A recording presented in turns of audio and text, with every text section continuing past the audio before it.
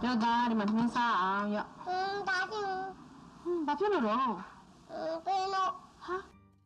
အဲ့ဆိုမမေဝါကျွမ်းမလေးစားနော်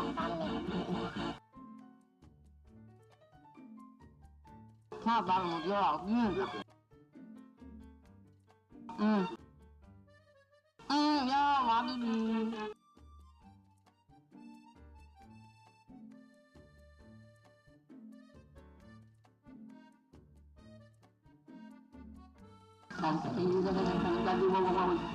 ကာရီမြေချာ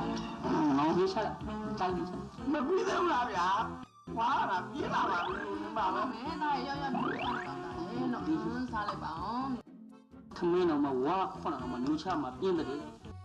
လိုလုပ်မူးစားတော့လည်းမသိတောက်ပြီးစားလေမင်းတို့ရအောင်မပါဘူးလားပါလေအပြောတာလေပါပြီလားတော်ဗျာနားပူလားဟုတ်တယ်ကိုကရောက်တာလည်းတမင်းမျိုးပါဆိုအတင်းခေါ်ပြီးခွန်ကျွေးသေးတယ်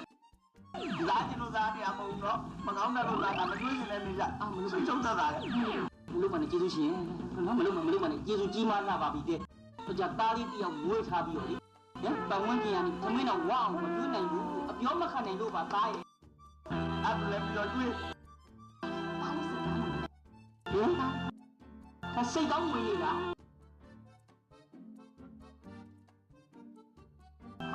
ဒီကောင်ကြောင်းထွားမှာခုလည်းဒီမနိုးသေးဘူး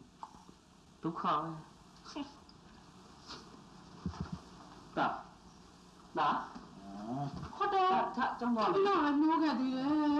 ငါပြောထားတော့လေကြောင်းထွားအောင်မင်းရလဲဆက်တယ်မြင်းတယ်ဒါဘုတ်ကြောင်းထွားမှာဘာသာလို့ပါ